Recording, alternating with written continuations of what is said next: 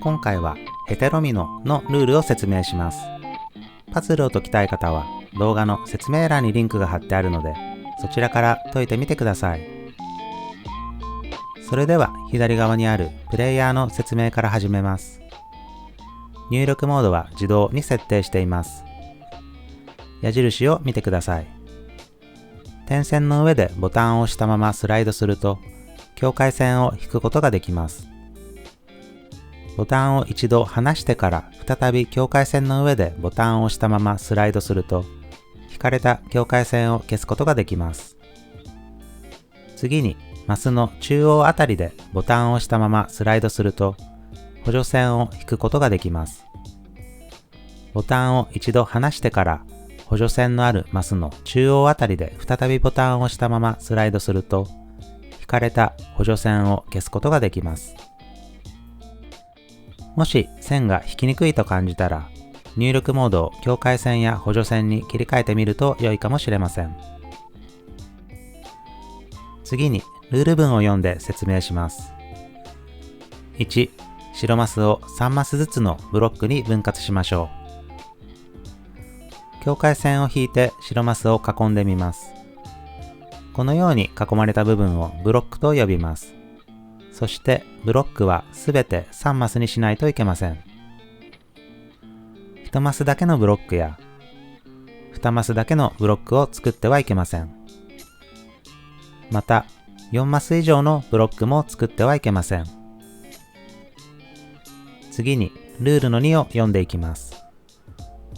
向きも形も同じブロック同士は辺を共有してはいけません。左下に横長の3マスのブロックを作ってみます。このブロックと向きも形も同じブロックを隣に置いて辺を共有すると、ルールを破ってしまうことになります。縦長の3マスのブロックであれば、形は同じでも向きは異なるので、辺を共有していても構いません。横長のブロックや縦長のブロックは見分けがつきやすいのですが、L 字型のブロックはよく注意して見分けないといけません。L 字型のブロックを左下に作ってみます。その隣にこのような同じ向きのブロックを作ってはいけません。異なる向きであれば作っても大丈夫です。以上でルールの説明を終わりにして、ここからは例題を解いていきます。まずは外周と黒マスに囲まれている一番左上のマスから見ていきます。すぐ下の点線に境界線を引くと、1マスだけのブロックができてしまうので、ここには境界線ではなく補助線を引きます。同じようにすぐ右の点線に境界線を引くと、2マスだけのブロックができてしまうので、代わりに補助線を引きます。3マスのつながりができたので、境界線を引いて1つのブロックにします。右上の白マスについても同様に考えて補助線を1つ引きます。ここから右のマスを含めてブロックを作ると、向きも形も同じブロック同士が辺を共有してしまいます。なので下のマスを含めてブロックを作ります。次に右にある白マスから補助線を引いて、一番右上にあるマスからも補助線を引きます。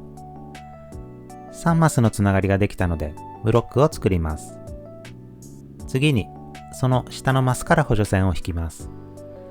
ここで左のマスを含めると向きも形も同じブロックができてしまうので、下のマスをブロックに含めるようにします。左側にくぼんだ場所があるので、そこから補助線を1つ引きます。その下のマスを含めると、縦長のブロック同士が辺を共有してしまいます。なので、下のマスを含めないように境界線を引きます。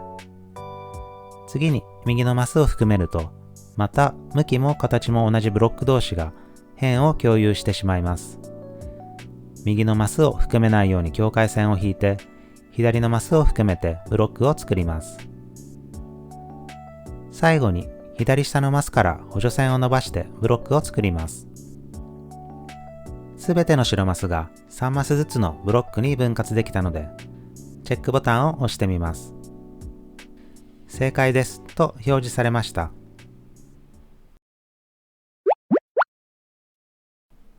それでは最後に5問のパズルとその答えを表示して終わりにします。